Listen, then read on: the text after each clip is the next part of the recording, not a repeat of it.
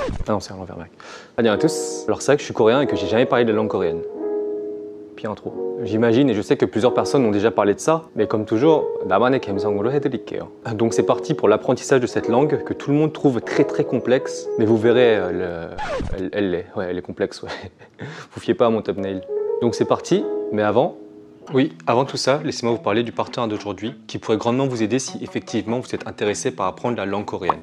Ou autre. La plateforme s'appelle italki, qui est la plateforme la mieux notée parmi toutes les plateformes de langue. italki vous propose des cours de langue pour plus de 150 langues depuis chez vous et quand vous le souhaitez avec votre professeur particulier. Vous pouvez avoir des professeurs certifiés qui donnent des cours à plein temps ou bien des professeurs qui veulent tout simplement vous apprendre leur langue natale et qui sont tout comme vous, eux aussi intéressés par d'autres langues. Donc ça dépend de ce que vous recherchez. Vous n'avez pas besoin de vous abonner à un professeur et du coup de payer même les cours que vous manquez. Sur italki, vous réservez une date pour un cours et payez seulement les cours que vous avez réservés. Du coup, vous pouvez prendre des cours de plusieurs professeurs en même temps, sachant que chaque professeur a un plan personnalisé pour vous. Ça peut être intéressant aussi d'apprendre plusieurs méthodes par plusieurs personnes. Vous pouvez vous abonner gratuitement sur italki grâce au lien que je vous laisse dans ma description. Et à ce qui paraît, on se trouverait sur la plus grande solde de l'année. italki est en Black Friday avec 50% de réduction jusqu'au 30 novembre, donc profitez-y, c'est maintenant.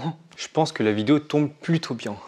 La plupart des profs offrent des packs de 5 leçons à 25% de réduction. Donc avec le Black Friday, vous pouvez économiser jusqu'à 75%. Donc voilà, encore une fois, si je vous conseille italki, c'est pour sa flexibilité niveau planning, niveau hors de cours et aussi tous les types de langues et de professeurs. Et puis, je le rappelle, le lien est en description. Apprendre à lire le coréen, apprendre à l'écrire et apprendre à le comprendre, enfin à lire que je veux dire, c'est le plus facile, c'est un des plus faciles possibles et beaucoup vous le diront. Et du coup, je vais pas trop m'attarder là-dessus, je vais plutôt vous apprendre comment parler coréen parce que ce genre de vidéos, il y en a plein qui ont été faites, il y a plein de bouquins là-dessus. Il y a même Jake qui a fait une très bonne vidéo là-dessus, donc voilà. Ils ont aussi un système de nombres un peu différent, c'est-à-dire que jusqu'à 1, 10, 100 et 1000, en français aussi on a jusqu'à 1000, ça change. Ensuite, nous on passe à 10 000, 100 000, 1 million, tout ça en fait. Sauf que les Coréens, ils ont aussi un terme pour 10 000 qui est man. Donc après ça devient 1 10 000, 2 10 000, 3 10 000, etc. Et du coup 10 000 ça veut dire quoi? Ça veut dire merci. Une des choses un peu compliquées en Corée, c'est qu'il y a 1000 façons de s'adresser à une personne selon sa hiérarchie, de qui c'est dans ton entourage, de l'âge, de la proximité avec la personne et 1000 autres trucs. Mais est-ce vraiment important dans la vie de tous les jours?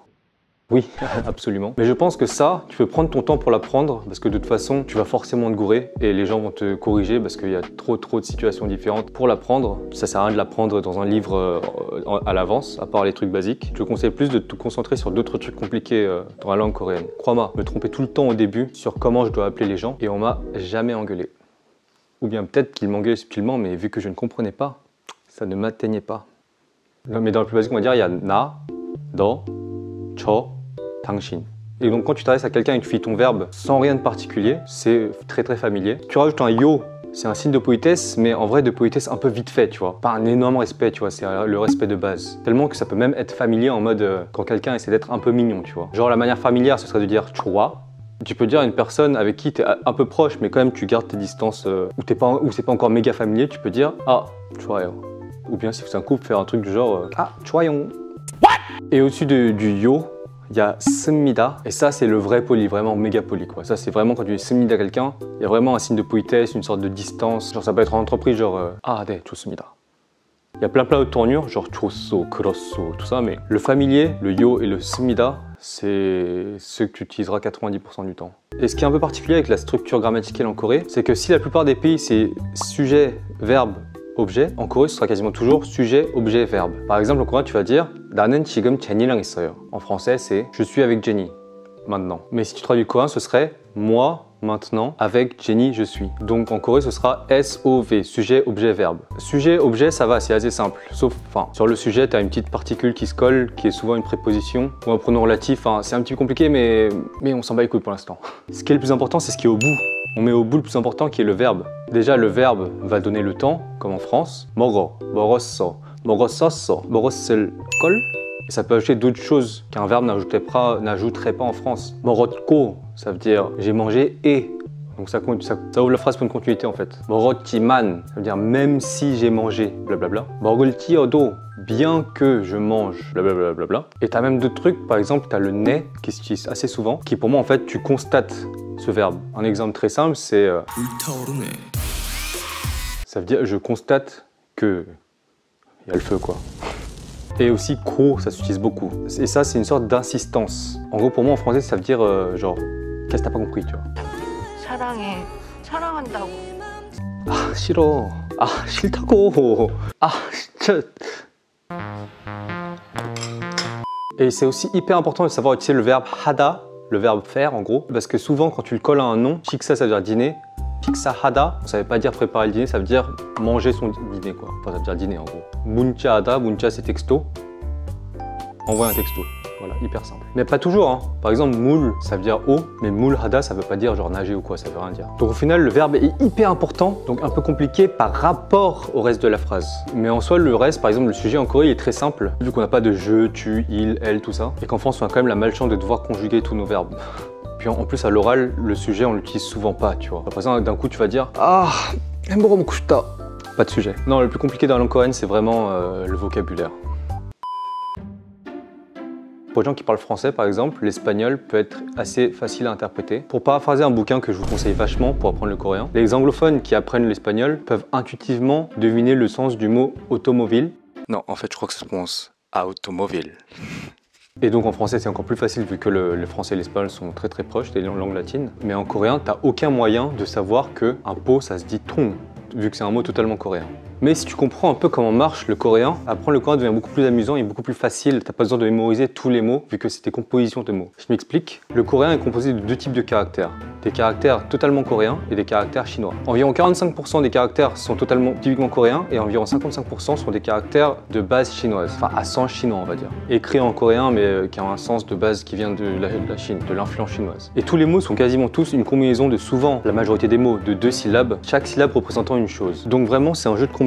Je te prends l'exemple de caractères à signification chinoise écrits en hangul. Tu auras par exemple des mots comme ingan, inseng, inmun. In qui va représenter l'homme. L'homme, la vie humaine, les sciences humaines. Oui, bah oui, parce que inseng, ça veut dire la vie, mais la vie humaine. Si tu veux parler de la vie d'un chien, tu vas dire kyonseng par exemple. Et là, on a inmun, les sciences humaines. Et avec mun, on a muncha, munjang, nonmun, munhak. On connaît déjà le sens de 2 caractères, de in et de mun. Et par exemple, on en prend un, on prend munhak, hakyo, hakwa, hakja, hakseng. Enfin, on peut aller à l'infini en fait. Et au fur et à mesure, connaître de plus en plus de caractères et du coup, de plus en plus de combinaisons de mots. Parce qu'au final, quand tu commences à combiner des mots, tu commences à savoir quelle combinaison d'autres caractères que tu n'avais jamais combiné donnerait. Parce qu'il y a une sorte de petite logique en fait. Et du coup, c'est plutôt amusant d'apprendre le coréen comme ça. Et c'est aussi pareil avec les syllabes typiquement coréennes. Nat, cham, jour, dormir le jour, quoi, une sieste en gros si tu veux. Et ce qui est relativement simple, c'est que souvent, dans la plupart des cas, on combine 2 caractères à son chinois écran hangul ou bien 2 caractères totalement coréens ensemble. Mais bon, c'est pas toujours le cas, genre yak, pap, c'est une combinaison de 2 trucs différents. Mais franchement, faites sans mélanger de cette manière, juste mélanger les trucs qui correspondent entre eux et vous verrez, vous connaîtrez déjà assez de vocabulaire. Aidez-vous de ce livre, il se trouve sur internet je crois. Mais bon ouais, grâce à ça, on peut deviner des mots de manière plus facile, donc on n'est pas obligé de mémoriser chaque mot. Qui est déjà bien. Mais le plus difficile en coréen, et c'est ce que je trouve difficile aussi, et c'est ce que tous ceux qui habitent ici vont te dire que c'est difficile, t'as plein de mots qui ont le même sens en français ou en anglais, sauf que tu dois utiliser chacun des mots dans chaque situation et tu peux pas les interchanger, ils sont pas interchangeables. C'est très chiant. Les Coréens t'interdisent ça, ils appellent ça la nuance, la nuance. Même ce mot, il a une nuance que je comprends pas. Par exemple. Ok, là, si j'ai un truc à te dire, je peux te dire que je vais faire tewa handa avec toi, non? Vu que ça veut dire parler. Non, parce que tewa, ça veut plutôt dire discuter, en fait. Ok. Mais du coup, noni, ça veut dire aussi discuter. Donc, par exemple, si je discute avec toi comme ça, je peux dire que je fais noni avec toi aussi, non? Parce que pour le coup, j'ai appris que noni, ça voulait dire discuter, c'est sûr à 100%. Ouais, enfin, noni, ça veut dire plutôt débattre. Enfin, ça peut vouloir dire débattre, ça peut vouloir dire aussi, genre, réfléchir ensemble. Ou ça peut aussi vouloir discuter, mais pas discuter comme tewa. Enfin, c'est pas pareil, en fait. C'est une autre nuance, en fait. Ah, ok. Donc, en gros, noni et toron, c'est pareil, parce que toron, j'ai appris vraiment que ça voulait dire débattre à 100%. Ça, je sais que ça veut dire débattre. Toron, c'est débattre, c'est le sens qu'il y a dans le dictionnaire, si tu veux. Non, parce que toron, ça veut dire débattre franchement, alors que noni, ça veut dire que tu peux être en train de débattre, mais pas forcément. Enfin, ça veut dire discuter, en gros, si tu veux. Ok. Sinon, il y a aussi 상의 que je connais qui veut dire discuter aussi. Ça, pour le coup, 상의 et noni, ça ressemble, non? Même le mot noni, 상의, c'est un peu le même truc. Non, parce que 상의, ça veut dire discuter pour arriver à un but, sans que ça veuille dire délibérer. Ouais, non, bon, tu veux pas discuter avec moi, en gros. Tout ça pour évoquer le fait de discuter, de parler, quoi. D'ailleurs, parler, c'est 말하다. Mais ça, du coup, tous les synonymes qui sont pas des synonymes, vu qu'ils sont pas interchangeables, c'est vraiment un des trucs les plus compliqués quand tu apprends le coréen. Et j'ai pas de solution. Un autre truc qui rend les choses un peu confuses en coréen, c'est leur utilisation de l'anglais. Alors déjà, il y a des mots qui sont pris de l'anglais qui n'existent pas en anglais, comme skinship, qui veut dire se toucher, selka, qui est dérivé de self-caméra, donc de selfie, ils appellent ça selka, alors que le monde appelle ça selfie, c'est le même nombre de syllabes quoi. Ou un jour quelqu'un m'a dit, viens on se voit au moving walk, moving walk. Alors déjà j'ai mis du temps à comprendre que c'était en anglais moving walk, sachant qu'en anglais moving walk ça n'existe pas, ça s'appelle moving walkway ou flat escalator, enfin il y a plein de mots mais pas moving walk, encore moins moving walk. Bon après en France on appelle ça un tapis roulant, et ça ressemble pas beaucoup à un tapis roulant. Et comme moving walk, il y a plein de trucs anglais qui sont dits avec un accent coréen. Par exemple, depuis peu de temps, en Corée aussi, tous les commerces ont commencé à réouvrir jusqu'à tard la nuit, enfin toute la nuit en gros. Donc en gros, maintenant, on vit avec le corona, on vit avec quoi en fait. Et ils appellent ça with corona. Genre vraiment with corona. Genre je comprends, ça veut dire avec le corona, tu vois, sauf qu'ils prononcent ça with corona. Je sais que les Coréens prennent pas de drogue, mais ils ont pas remarqué que c'était un peu, ça ressemblait plus à... Oui, le plus important bien sûr quand on veut parler avec des Coréens, c'est de connaître quelques phrases, quelques expressions j'imagine. Et donc je vais vous apprendre la plus facile. Ah oui, je sais que tu penses que tu la connais, mais celle-là je vais te l'apprendre. Attention, ça va faire mal. C'est 안녕하세요. Non, je dis ça parce que j'ai beaucoup de potes français qui prononcent ça genre 안녕하세요. Mec, je gère de ouf, non? Non mais laisse tomber, si on paye de cœur la Corée. Je pense que je suis même plus coréen que toi là. Allez, dégage, dégage. 안녕하세요. En fait, non, prononcer comme ça, c'est comme quand tu vois un Coréen à Paris qui te dit Bonjour, je ne sais pas, voulez-vous coucher avec? Donc ça se prononce 안녕하세요. 안녕하세요. D'ailleurs, en parlant de voulez-vous coucher avec moi, la dernière fois, je vous avais appris 라면 먹고 갈래, qui est quand tu veux proposer subtilement, même si pas très subtil, à quelqu'un de venir chez toi pour manger des ramen et pas que. Depuis quelques temps, ça a changé, depuis cette année à peu près. La nouvelle version, c'est par exemple une fille te dit 우리 집에서 고양이 보러 갈래? Et moi, bien sûr, j'ai envie de voir son chat, enfin, c'est trop bien un chat. Et donc tu débarques chez elle et tu lui fais Oh, 고양이 어디 있어? Sur quoi elle te murmure à l'oreille. Et aussi, ce qu'il faut savoir pour bien parler coréen, c'est que l'accent coréen est très difficile pour un français. Parce que le français, c'est un accent très fluide, tu vois, genre... Ah oui, bonjour, je m'appelle Jisoo, oui. Je parle de manière très fluide comme ça, oui. Ah oui, j'aime beaucoup la cuisine et beaucoup le saucisson. Un bon sauciflard. Alors que le coréen, je dirais que ça ressemble un peu plus, par exemple, à l'espagnol. Tu vois, c'est très coupé. C'est moins comme une vague, c'est très coupé. Genre l'espagnol, c'est un peu... Hola, ¿qué tal? Hablo un poco espagnol. Et le coréen, c'est pareil. 안녕하세요, 저는 김지수라고 합니다. D'ailleurs, quand tu dis le prénom de quelqu'un que tu respectes ou quelqu'un de ta famille, si tu dis par exemple le prénom de tes parents ou de tes grands-parents, tu ne balances pas son prénom comme ça, tu vas dire syllabe par syllabe. Par exemple, imagine que mon père s'appelle Kim Jisoo. Tu dis pas 아버지의 성함은 김지수입니다, tu dis 아버지의 성함은 김자, 지자, 수자입니다. Imagine, tu dois faire ça en français. Le prénom de mon père, c'est la syllabe G, la syllabe rare, la syllabe... Bref, c'est la fin de cette vidéo. J'espère que vous aurez compris quelque chose à cette vidéo. Je crois que j'ai toujours un peu du mal avec les vidéos sur les langues. Néanmoins, si vous l'avez quand même apprécié, n'oubliez pas d'appuyer sur le bouton j'aime, 좋아요, 구독. Et oui, et si vous pouvez, abonnez-vous sur ma chaîne Twitch, que je vais mettre en description, et ici aussi, où vous êtes déjà pas mal qui me suivent, et où je fais du just chatting, de la cuisine coréenne, et aussi des reprises de chansons, etc. etc. C'est la première fois que je vous le dis en vidéo YouTube, même si tout à l'heure j'ai essayé un peu de vous le mentionner avec les chiffres. Mais merci beaucoup, on est 10 000 x 10. Je me suis bien rattrapé.